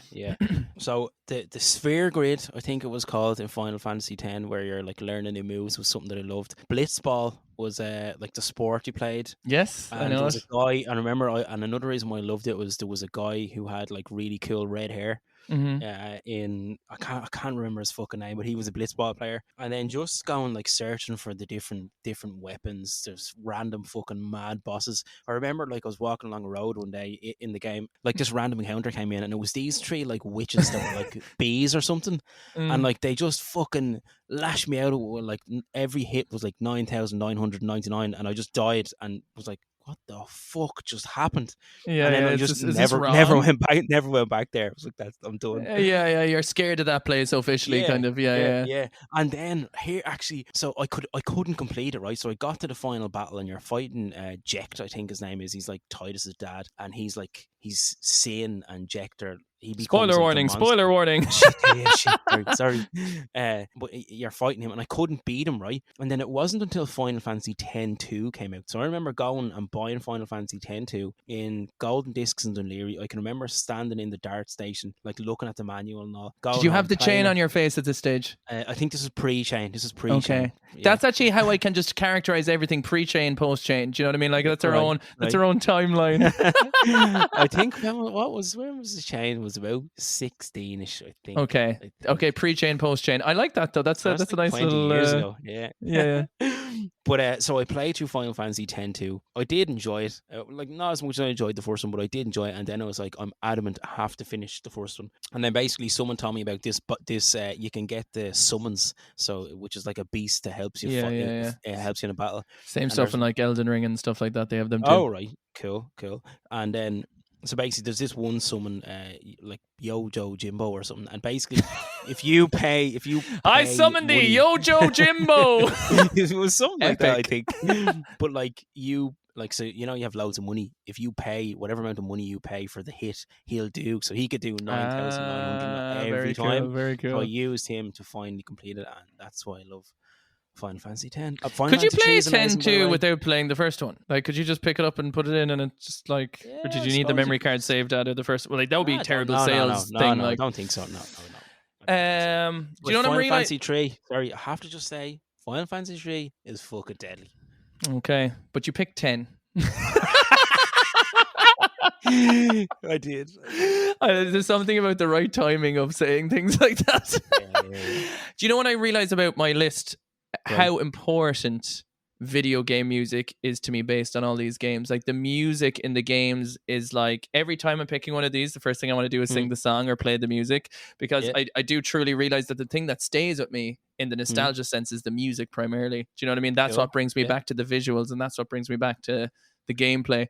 So number 4 is ho ho ho ho ho ho ho ho. I have it. I don't know what it is. Wait, hang on. Can you hear me as an echo here? Do I sound echoey? You do sound echoey.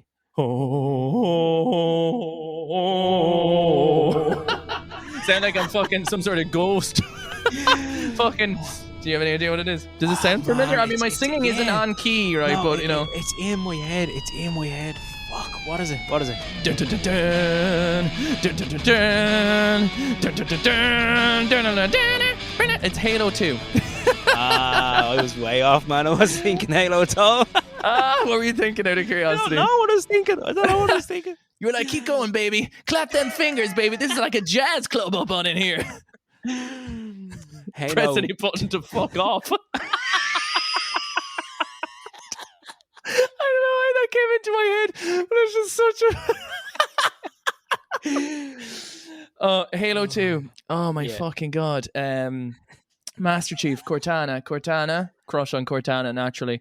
They fucked her story up later on, which I'm still upset about. But anyway, it's Halo 2. It's the very first game that introduced me into online gaming. It's the very first game I ever played in an online multiplayer lobby. It's the very first time I realized that when I went into private custom games with people and they were talking to me and we weren't like, we wouldn't fight. They'd be like, they'd have all these different things you could do, like green light, red light, where there'd be a guy with a sniper and you'd line 4 people up on one end of the map before, and someone would go green light and we'd all run, and someone would say red light and you had to stop, like all made up games, like when you're in a playground, literally.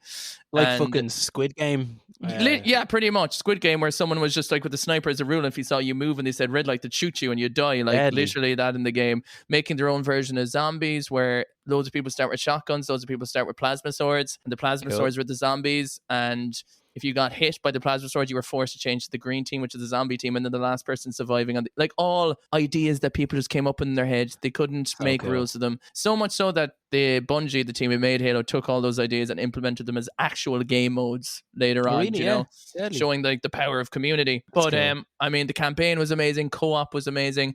I remember I was down in West Cork, down in Schull, and I brought down my original Xbox. I mean, my buddy, I swear to God, man, we were such fucking losers.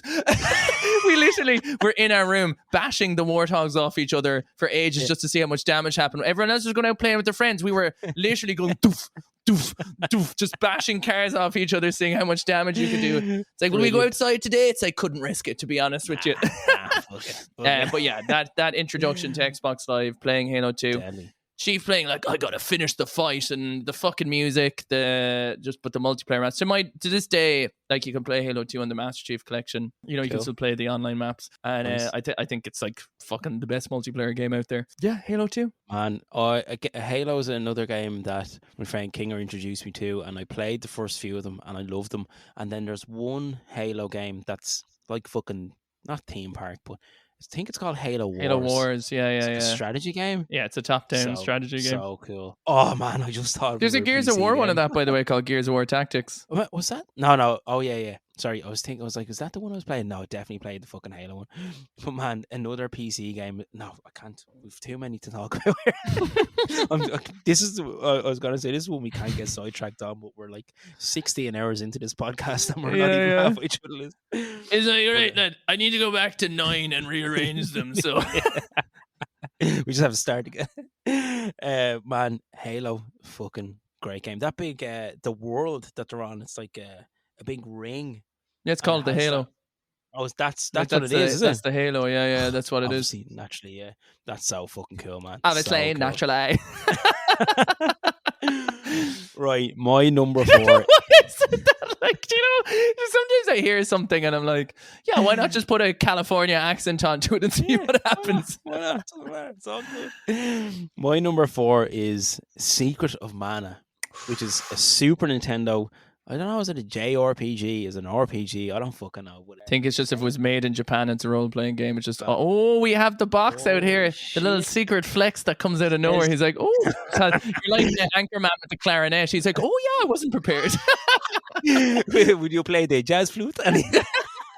Love it, man. Secret of Mana, I first played it on the SNES Classic, and I fucking loved it. I just had to buy like the legit version, and man, I got this on like Amazon. I think this might be the only game I ever bought on Amazon, and I got it for like €40. It's complete in box, has the map, has the fucking manual, or like has a poster, has a manual, has everything, and it's in great fucking condition. And it's really like, well, I don't know if it's hugely expensive, but it's quite an expensive game. I was just kind of waiting for you to say, and then when you open up and you look at the cartridge, it's blue. It's all legit. No, I knew this was going to be on your list because I know when we were having a talk about it, I think we were going to talk about maybe an episode one day we were going to talk about retro games we played recently. And I remember you telling how like when you were playing it, I think was it on the Switch or something first, and then you were playing like the ROM of it, and then you liked it so much that you wanted to buy the actual game. SNES Classic. I played on the SNES Mini first of all, and it's one of those few games where, like, as an adult, I totally like. I don't have the time to spend like 6-7 hours in one go playing a video game. Yeah, I just don't have it. And I remember playing this one time, and like hours just disappeared, and I'll never forget. Like I can literally remember myself sitting there. I had a game room at the time, and I was like, "Fuck." It's like, I don't know, like 1 o'clock in the morning. I've been playing this for like 5 hours. It's just so fucking good, man. The story, the gameplay, it's a beautiful game. The music, I need to play it. I need to play that and Chrono Trigger, because I know Chrono Trigger is probably the most beloved JRPG on the SNES, right? Like that's the one that people say is the top of the top. And also all the character designs were done by Akira Toriyama, who's the Dragon Ball guy. That's why they all look so Dragon Ball-esque. Yeah, it's a great, actually, another game that I only played through for the first time recently was... Oh, did you play Chrono Trigger, yeah? Chrono Trigger, yeah. I only played it in the last few months. Really, really cool. Fucking great game, yeah. I'd definitely recommend that as well. But Secret of Mana, just beautiful game. And I'll say no more. All right. Number 3. I'm on the music thing. Is that okay? I'm just going to give you music. I want to see if you know it, okay? What the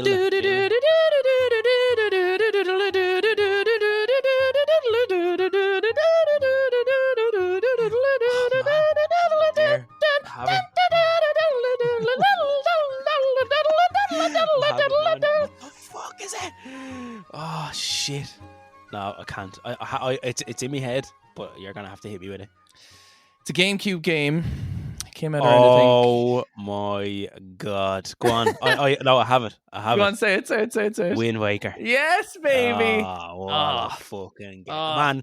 Another game that I only played for the first time in the last few years. This game for me is like, to be honest, my top 3 are interchangeable. Do you know what I mean? Like, as in, like, there's so many on the list that I could do, but there's the 2 games I put ahead of it is just because I played them so much more from a replay value point of view. Okay. Like, I think I played Wind Waker like 3 times. Do you know what I mean? Mm-hmm. And it's just the other games I just kind of played a lot more, so they were kind of there. Yeah. But Wind Waker is like, I can play the Wind Waker soundtrack and I will get emotional. Like I will legitimately, because I'm like, I'm going back to that like proper, like that age and that time.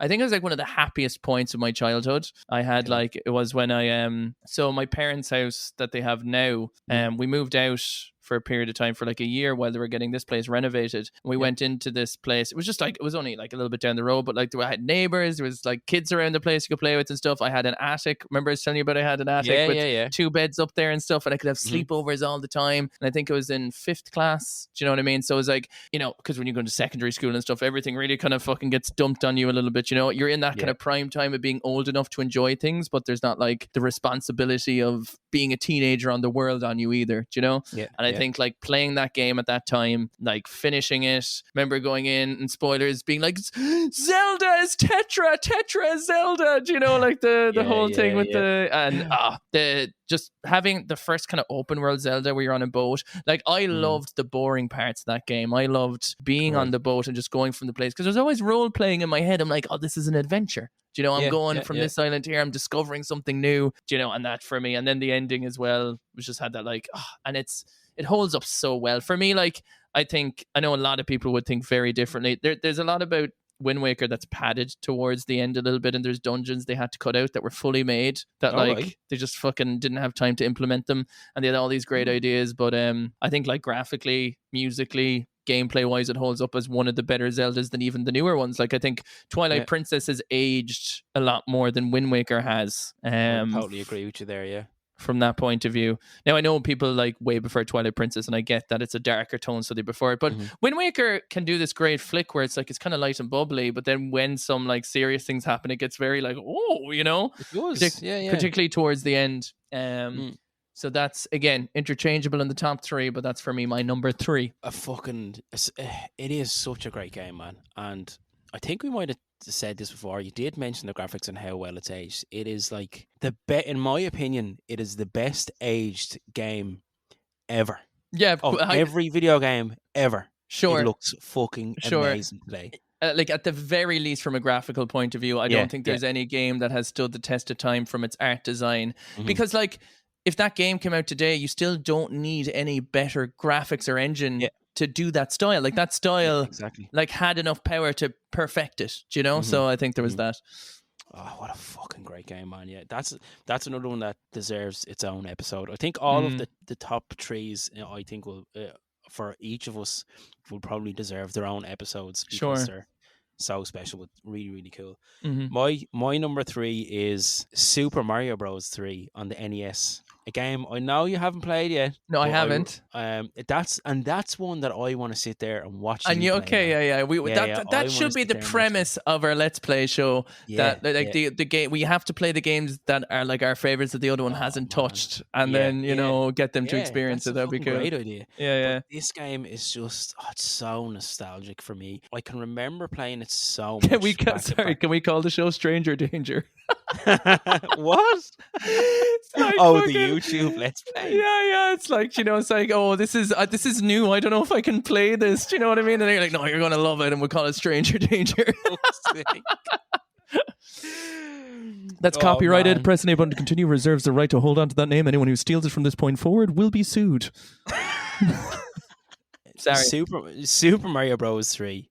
It was at a time where I would have been, I don't know, fucking 6, 7, 8 years old. I was very, very young playing this game. And one that I've played, Jesus, I might have played this game more than any other game I've ever played, would be Super Mario Bros. 3. I've so many fond memories of my brother Aiden and I playing this, and all the, like, there's 8 different worlds. They're all so different. My favorite is the giant world. There's like, which is world 4 as far as I know. But there's so many different worlds. Yeah, there's the different suits. There's like the Tanuki suit. You get the leaf, and it turns into Raccoon Mario. There's the frog suit, the Hammer Brother suit. There's so many different suits.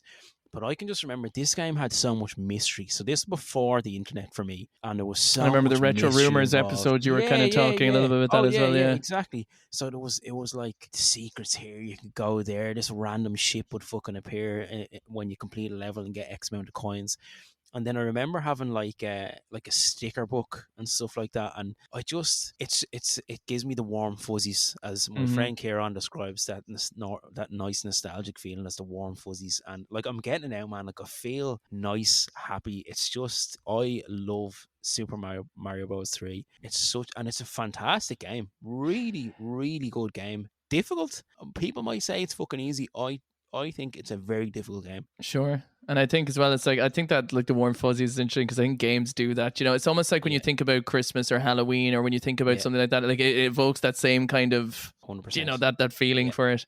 So it's funny. I think I have an idea now of where the rest of your games lie, but I thought that could have been your number one. I'm just going to put that out there. Yeah. I thought that might have been your number one, but again, I know they get so interchangeable as they get up higher, right? Although, to be honest, man, I think my number one, I think it's been number one the whole time. Yeah. I'd say it's 2 and 3, flip around. Sure. But I'm pretty sure I have a fair idea what that is. Yeah. But we won't spoil in case, maybe people are listening to episode 9 as their very first episode. I don't want to give too much inklings into what's going on with it. Super Mario Bros. 3 is one that, man, we have to, when I come down to visit you, man. We have too many things to do. Like, literally, no, but I mean in a good way. Like, but I mean, I think what's going to happen is we're going to go down. We won't know where to start, and all we'll do is just like fucking wank each other off or something and go to sleep. Like, be done. Just go to the pub, have a pint, and just not play any video games. I think we'll get overstimulated by just being there. It's like, hi, do you want to do? I do. Yeah, we go. Okay, bye. Do you know what I mean? So it's going to be like a clash of energies coming together. Yeah. But Super Mario Bros. 3 is my number 3. Okay, number 2. Leon, help me! Stop it, you pervert! Resident Evil 4. We're back on in it. We're back on in it. I agree with you, by the way. When you're talking about the control scheme and how close the camera is, I think that makes such a difference. I want more games that kind of restrict my movement to increase the tensity, but also restrict my vision to increase the tensity, because then you're also getting a very cinematic type of game as well. I feel like you really like being that close from the camera, like really gives that kind of visceral. I've played this, dude. I'm playing it on my live streams on TikTok right now as well, because I'm kind of doing both at the moment. And I'm replaying this again. And it just does not get old for me. Like, I played it probably 5-6 times. And it's funny because I'm playing right now at the moment, and you can make the game even better, because once you play through it once, you can put Ashley in a suit of armor and she can't get hurt and she can't be picked up, so you can just fucking ignore her.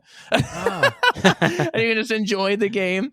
But I said this before, but I think it's the mix between, I think that I'm a bit nervous about the remake of it, because I think what this game does so well is it like strikes the balance perfectly between survival action horror and kind of campy fun B-movie kind of video game movie cringe. Do you know what I mean? There's like there's a lot of that kind of that goes on, where Leon's like, again, almost like Dante's like, where's the party? Or what does he say at the end? It's like, are you all going to bingo or something like that, or whatever it is. Oh yeah. Where's everyone going? Bingo when they're walking into the church. And Hunnigan is an absolute babe.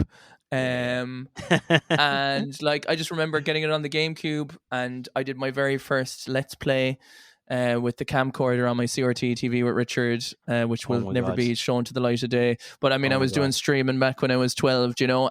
At the time, we thought our voices sounded very different. We thought he had a lot deeper voice than I did.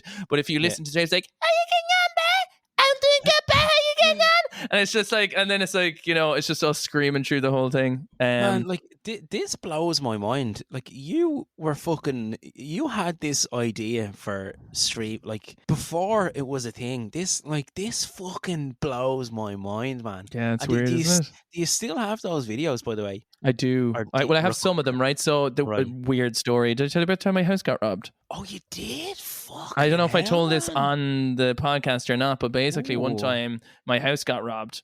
And so me and John were re-recording like our favorite Smosh videos and anything we found funny. Do you know what I mean? We just do a complete one-for-one recreation. They were hilarious because like there was no editing. It was on the tape. So what I have to do is stop the tape, then press play and pause, and we'd teleport over there, and then, you know, you'll be doing all these different angles, like really fun. And I don't know how sinister this story goes, but so obviously we were recording a lot of stuff in my garden, which is kind of like, it was a big enough front garden, you know, people could pass by or whatever. And I came home one day and we were coming up the drive with my mum, and all the windows of the house were open. And we're like, oh my God, what the fuck is going on? And so we were like, wait there for a second. And a dude like ran out the side of the house with like a crowbar and went into the bushes, right? And we're like, oh shit. So we went in anyway. He had jewelry open. He had everything open. He had money left there. And the only thing he took was my camcorder and my tape. Sorry for laughing, man. No, it's so weird, dude. So, but some of the tapes weren't in the. Now, unless he was like, why wouldn't he just fucking stock up on the shit and run? I don't know. So he probably was a bit of a fucking weirdo. Oh man. Oh my God. Yeah. So, but that's the thing, man. Because I remember I was watching Sky Digital channels. And they were just like shows on gaming. It's like, this is what I want to do. Do you know what I mean? And then that's why I always say like that 8-year-old Keith would be very proud of me if he could see that. I mean, even though like I'm living the artist lifestyle, you know, I'm not making fucking buck, but like, you know, being able to, Thanks, man. But being able to do that, and you know, on Resident Evil 4 and like creating that show, we called it RK Consoles. It had a name, and we even had an intro theme. We had everything for it. Class. So yeah, that stuff was always there. Between wanting, we had our own little fucking radio show podcast as well that we used to record into a Zune. Do you remember the Zunes? Yeah, they were like the iPods. Yeah, that's fucking deadly, man. Fucking innovator. I love it. That's so good, man. Also, I know you briefly touched on it with regards to Resident Evil 4. But organising your case, how fucking satisfying! It's pretty good. Now I've been giving out fucking a lot of shit on stream for not organising my case properly. But click, even the little click noise, it makes it click. You know what I mean? When you're picking up items, it's good, and then you're rotating them. It's juicy. It's juicy stuff. That's great. And also upgrading the weapons is extremely satisfying, I think. You know, and you're like, fucking yes, I'm gonna make this. I love just upgrading the handgun. I know it's boring, but in making I was the TMP man. The TMP, if you upgrade the TMP, it's like you can put it up to I think 2 damage, which is like 2 hand bullets per second. You know, that's just flaking into them kind of thing. Or there's so many tricks like with the rocket launcher. Like if I upgraded the Magnum fully on this playthrough, and it does 30 damage per shot. And so, like, you can literally go into a boss and go bang, and he's like, he's just done. He's just done. He croaks. Deadly. But tell me, what's your number 2? My number 2 is 2 games, so I'm kind of cheating here, right? But, Am I allowed to guess? Hold on. Yeah, I'm fairly sure. Go on, hit me. What do you think it is? I'm assuming. Well, okay. Oh yeah, no, sorry, I almost got it wrong. I was almost tempted to get it wrong. It's Pokemon Blue and Yellow. It is Pokemon Blue and Yellow. You got the colors right, man. I was going to say red and blue, but I was like, no, you got blue and you love yellow, so I know that. Man, see, look, this is almost like a test of how much we've been learning over the last 8 episodes. Yeah. Do you know what I mean? Oh, Pokemon Blue. Do you know what we should have done? We should have. Oh fuck! This would have been. Oh my god! We should have taken a stab and written down what we thought the other person's top 10 were, and then revealed it at the end of what would have been close. That's so fucking annoying. Oh man, but see, like Pokemon Blue and Yellow. Pokemon Blue is the first one I got. Then Yellow has the little nuances from the TV show added in there. Just what a fucking great game. Like still looks great to me because I love the fucking the way the Pokemon are drawn with that Ken Sugimori art style. Well, the artwork of it, yeah. The sprites in Yellow were a huge improvement. Yeah, like I love those terrible sprites. I don't know. It's funny. It's a nostalgia thing. Because obviously that's what the original design of them were. Like some of them are quite different. I think like Weezing is upside down and stuff like that, and there's different. Yeah. And like think about it, they didn't even know exactly what the colors for everything were going to be. But when the anime came out, that's then when the sprites for Yellow changed. Like they then copied the anime. Like Growlithe looks way more like a dog. Like you know, and Pidgey looks way more like a pigeon. Do you know what I mean? Like they really kind of. But yeah, sorry for interrupting. It's all good, man. It's all good. But just fucking great games. Like I feel like I don't need to explain Pokemon Blue and Yellow to people. Like I feel like in fairness, if you do want an explanation of it, we have a whole fucking episode on it. Oh yeah. Was it the first episode? We don't have a whole. I mean, every episode is an episode on Pokemon. True. No. I'm just thinking of retro rumors. Like we talk a lot about Pokemon and that. With Pikachu on the cover. But yeah. Do you know what, man? I'm just gonna leave it at Pokemon Blue and Yellow. Everyone knows Pokemon Red, Blue, and Yellow. Like there was always that like playground thing of are you red or are you blue? You know, which one did you get? If you really think about it, man, like each episode was almost based on Pokemon, not even as a joke. Like we started, like you talk about from the first episode when you got the game and not the Game Boy, and you talk about the game and the anime. Retro Rumors was based off that as well. You know, there's accessories. We talk about the trading in Pokemon. We really each episode does have like a link that is trained through that. So I truly believe mic dropping with Pokemon Blue and Yellow is like justifies itself as is. Yeah. I'll leave it there. Number 1. Oh baby. Here we go. Man, I'm trying to think now. Do you know what mine is? Yeah, no, I don't think I do, man. Okay. I think I think if you were writing them down, you probably would have been like, "What's missing?" and you'd be able to kind of do it. Yeah. But again, I mean, it's part of it's music. This is the game. Is the reason I think I'm into gaming. Like this was the game that like I think like I enjoyed it. I was playing on the Game Boy Pocket. I was playing on the PC, but like I loved like what was going on, but I didn't have something that was like, okay, I get this 100%. You know what I mean? Yeah. And it was my sister's birthday, and she got an N64, and she got the game that came with it was Super Mario 64. And it's just like, it's been one of my favorite games to replay. Like, even on my Deadly. birthday streams on Twitch, I'll play Mario 64 because that's the game that I Love want it, to sit man. down. I'll even do like 70-star runs, watching Deadly. speedrunners take it over. It's the first Mhm. 3D platformer game, and it was arguably like nothing touched it for decades in terms of its control scheme, how smooth the 3D was. I mean, it introduced the world to analog, it introduced the world to 3D, and it was such a solid, like, if you look at the 3D stuff coming on the PS1, it runs at like 10% the speed. Like, moving everything is a tank control. Do you know what I Mhm. mean? It's like, it was just insane.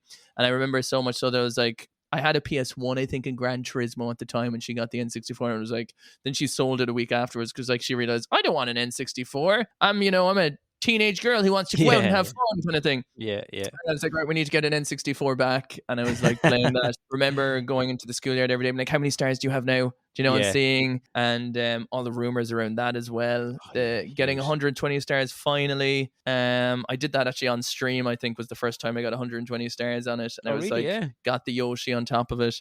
Deadly. And yeah, I think I owe that game kind of, that was for me like the hook from a gameplay point of view, that I was like, this is Mhm. brilliant. Do you know what I mean? Yeah, yeah. Yeah, Like, man, it's difficult. I struggled picking, like, we only had to pick one from a for franchise, franchise, yeah, of course. which is why Super Mario Bros. 64 or Super Mario 64 isn't in my Yeah, of top course, 10. of course. Like, That was I the rule. told you, it came with Diddy Kong, or I got Diddy Kong Racing, GoldenEye, and Super Mario 64, and Yeah, just, oh, what a fucking great game, man! yeah. Just so much. Again, it brings me back, gives me the warm fuzzies, but such a fucking cool game. One thing I fucking loved about this game, man, was, and it's very simple and basic, was just surfing on the Koopa Troopa shell. Yeah, so great, man. What a And anytime the fucking cool music, function. Yeah. was it that one, or was it that music when you were on it? I don't know. Maybe I'm thinking of Yeah, Rainbow no, Road. I know I think I it is. know the N64 is notorious for not having enough tracks because of the memory. Like, All so right. PS1 versus the N64, like, cartridges loaded instantly pretty much. Do you know what I mean? Mhm. There's no load times compared to Yeah. discs, but I think because there was more space on the CDs, they had like more tracks and audio tracks. So Mario 64 is notorious for having like sped up Bowser sounds or slowed down Bowser sounds for twomps and different enemies. They just Yeah, had to use the same yeah. file but just speed them up or Oh, slow them cool. down. But yeah, that game, man, it's one of those things that, like, I think about the N64, I think about the cartridge, I think about playing the penguin levels, the snow levels, Mhm, the different mhm. themes. Yeah. Again, like, like, I would obviously pick Ocarina of Time as well with Wind Waker and other things, and I would have picked Halo 3 or some other ones and Sonic Adventure 1, but picking one per franchise, I think that's just Mhm. the Yeah. one I had to go for. Oh, man, like, I'm so glad that it's on this list, because I'm so Somewhere, glad yeah, you between picked it, us. Yeah. because it's so good, and there was so much to discover and so many cool little secrets. Like that level in the wall, that level where you have to jump through the fucking wall. Like, how the fuck, if Hmm. back in the day, would you have discovered by running into a fucking wall Yeah, at the you just dead end? notice the ripple, and you're like, Yeah, yeah, yeah, and like, yeah. what the hell? And then the Bowser, man, the Bowser levels, like the boss levels and Oh, that, I and the love them. Bowser fights, The music so as cool. well, which Yeah, we man. already mentioned before. Yeah, And I yeah, think yeah. as well, a testament to the game and how well it controls is, to this day, it's still one of the most popular speedrun games in terms, and the stuff people do is magic. Yeah. Like this, Oh, like, and it's they're really not cool. doing it with any hacks. They're not doing it with anything. Mhm. It just goes to show the moveset that Mario had in 1996 out of the gate as a 3D game is still one of the Yeah. most, if not the most popular speedrun game, like, in a Oh, really? category. Yeah. I mean, I think it goes for the most money if someone can beat a time in it, because Deadly. I like, you should watch some of there's documentaries on people rising to be the top of the speedrunners and what they had Oh, to go really? through, Oh, and them nice. bawling, crying, missing out in a microsecond, and Yeah, yeah. because I think there was like a prize money of 40 grand or something if you got it. You know what I mean? There Jesus, was, was it yeah. really? Yeah. Oh, There's some. cool. I'll Just send on some videos to you. Remind me nice. sometime, and I'll show them Yeah, to you. yeah. Right. My number one video game of all time. I'm fairly sure this stays at number one. And Oh. The Legend of Zelda Ocarina of Time. It's up there on a lot of people's lists. I mean, Is it the highest again, regarded game of all time? Is it I don't know apart if from The it Last still of Us might is, have but like, knocked it off its perch? But it has been for like the longest time. Yeah, for oh, sure, man, like, I and for good fucking reason. love this. It's incredible. It's Mm-hmm. absolutely incredible. I can still remember the first time that I walked out onto Hyrule Field and just like felt like this vast, this huge open space. It was my first time experiencing something like that. that being like, fuck, this is huge. Mm-hmm. And just being totally blown away. And like the whole story, the weapons, the enemies, just the music, the using of the ocarina, everything about it, I fucking love this game. And I only played through the Master Quest recently for the first time ever. Mm-hmm. A cool little spin on the game. Not a huge amount of, like, the dungeons are a bit more difficult and kind of flipped around. There's weird things in it, but It was just a hard mode, literally. Yeah. But like, what a fucking amazing game! Like, can I take the opportunity to say and plug episode 3 of Press Any Button to Continue, because we literally did a whole fucking episode on that. Did. Like, we did. Genuinely. What a fucking great game, man. It does, like, again, like Zelda's Lullaby, even, like, you know, or even when the intro comes up and the moon comes in and Link's riding on Epona and it's like doo-doo-doo, it's like, ooh, you know, it's just the whole thing. So good, man. And I felt like there was just so much. I felt like I could never run out of things to discover in this game. That was the magic of this game. This game was pure another magic. And when I was like the age playing them, none of us ever finished games, dude. Do you know what I mean? Like, the games were eternal to us. So it's like, that's why I said, I think even in the episode, like, it wasn't until we were like 14 or 15 from being 7 years it took us to complete the game. And we were like totes emotional when we did, because it was like, it grew up with us. Do you know what I mean? There's so many games when you're younger, you kind of keep coming back to and keep kind of knocking off, and the game does feel eternal. Do you know what I mean? Yeah, because absolutely. You know, time moves differently at that age. Do you know what I mean? Time moves a lot slower in its own way. So an hour of that is like 5 minutes to us now. Do you know what I mean? Yeah. Such a great game. The boss battle at the end between Ganondorf and Ganon or whatever, you know, the huge boss battle at the end, the epic boss battle, and then running down through the fucking tower and stuff while everything's crumbling around you, and then spoiler alert, and then he comes back and to fight him again, and that fucking fire surrounding you, and just, oh man, it's just so fucking good. Like, I can't. You could do another episode on it. I could, easy, man. I could Ocarina of Time Part 2 podcast with 100 fucking episodes. On this. It's I think like the N64 obviously has, like, you know, a lot of those games that are like kind of, because, you know, they're special to you at that time and age. Absolutely. But I suppose, saying all that, what a goddamn episode, baby! Episode 9, our penultimate. It's starting to get totes emotional. We're nearly at the end of season 1 when you have one left. I can't believe we're almost at the end. It's crazy. Next, our journey together from starting from episode 1 to here. Not a journey so much of a podcast, but getting to know each other. You know, it's been very interesting from that point of view. Do you know? It has been very interesting. Yeah, if people might know, but our first episode was the first real time conversation we ever had. We'd never talked. Everything else was text and a few voice messages before we did the episode to get familiar with ourselves, you know. And we still haven't met each other yet in person. Like, I could be catfishing you the whole time. It's just be me. In fairness, Nisha's camera that we see each other on, it literally moves at one frame every 4 minutes. So he could definitely be doing something. It's very grainy as well, and chances are he's actually Toad. He probably is Toad. Like that is the ultimate. The season finale, episode 10. I mean, it's not really a secret, is it?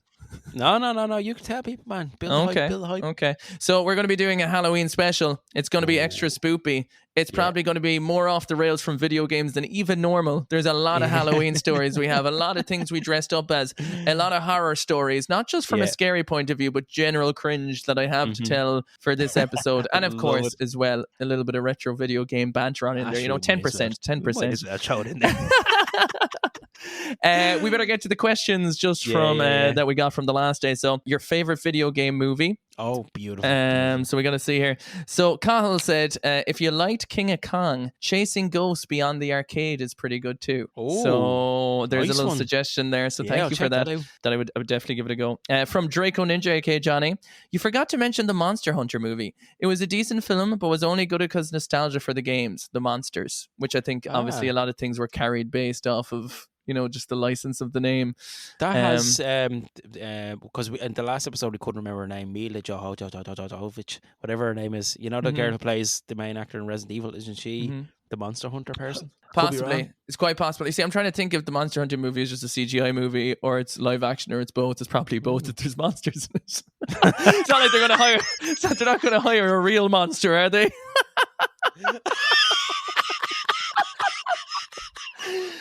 It's like, could we please bring in Tim Buckley? He's like, oh, fucking brilliant. Oh, man. Fuck it. Patrick, how are we getting on, Patrick? Good to see you again. Mortal Kombat and the Sonic movies for me. P.S. Check out Mortal Kombat Legends Scorpion's Revenge. I mean, with a title like that, how can we not? I think that's the animated one, is it? Yeah, he said it's an awesome animated movie. Yeah. I've seen that's very good. Who else do we got on in here? And we got as well from Danuta, I think. Danuta.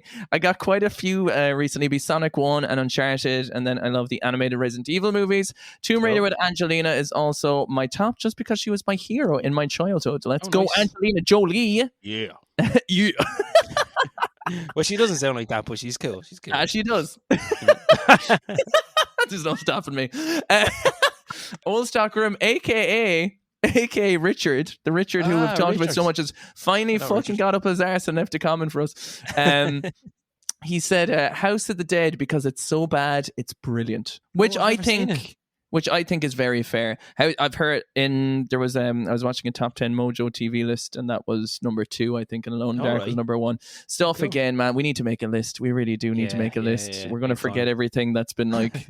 We need to listen back to the episodes. I guess these are kind of our diaries. Yeah, true. And then we also got from Steve Jordan, has to be Street Fighter, not because it's good or anything, but I think nostalgia makes it better. Yeah. Which I think is the theme of that episode. You know what I mean? It's like people are like, fuck it, who cares if it's actually good? You know, we're just vibing with the fact that it's a good time. Do you know what I mean? Yeah. So with that all said and done, episode 9 out of the way, our longest episode yet, mind you. So, you know, enjoy the extra time. Enjoy the extra time. As I said, next week will be our final of season 1. Can we get a little round of applause here? Let's fucking get it going, man. We made it this far, baby. So the next episode will be the Halloween special, the spoopy, oopy, creamy, dreamy Sally Hansen Ballyhash. Nisha, Shellac, Ballyhash, Shellac. Where can we, you know what? I know, tell you what, why don't, for a change, I'll say where they can find you and you tell them where you can find me. Yeah, go for we spice it up. You can find Nisha, the beautiful, sexy man of lust and love, on Instagram. Pretty much not many other places, I don't think. Retro_gamer_Ireland. Like his photos. Tell him you love him. He edits this podcast for like 6 hours a week and then watches 90 movies to prepare for it, lads. He's the only thing holding this place together. So drop him some love and slap it on in. Thank you very much for that. It was very nice of you to say. And you can find Keith on Twitch and now TikTok. Yeah, streaming. Wow. Who knew I would be a Coomer Boomer? At Steamy Streamers. And on Instagram and Twitter and stuff like that as well. Yeah, actually, Twitch is steamy_streamers. Okay, thank you. Wow, we really need to work on this right now. No, but the rest of them are steamy streamers. I'm only busting your chops, you silly boy. Guys, thank you so much for popping on in. This has been a journey. It has been a momentous occasion that I'm sure we'll remember for a while. We'll lament a bit more in the last episode, on episode 10 of season 1. Just in case you never hear from us again. Do you know what I mean? Hopefully you do, but just in case you don't. Thank you so much for joining on in. Press any button to continue out. And also, wait, before we go. Okay, and so I suppose our question for the week will be your top 10 favorite video games. Or maybe, you know what? Maybe I'll just do top 3 or 5. I feel like top 10 could be too much. Too much hassle. I don't want you to work for it. Give me your top 3. 3 I think is easy. 3 is easy. And the poll is just going to be, is Xbox 360 and PS3 retro or not? We'll fight about this, you know, the details of the difference between Oblivion and Last of Us 3 and the years of it, but it's the same console generation. So let's just see what we get from that. And if I'm wrong, don't fucking get on to me, okay? I do not answer messages. I don't care. I'm only joking. I'm only ripping the bits. No, seriously, don't get on to me. Okay, so... Guys, thank you so much for listening. We really, really appreciate it. It's an absolute fucking one of the ultimate pleasures of getting to do this on our bi-weekly event. So we'll see y'all next time. Bye-bye. Toodaloo. Toodaloo. Bim Bob, Jim Job. Jim Job and the Bim Bob. Toodaloo.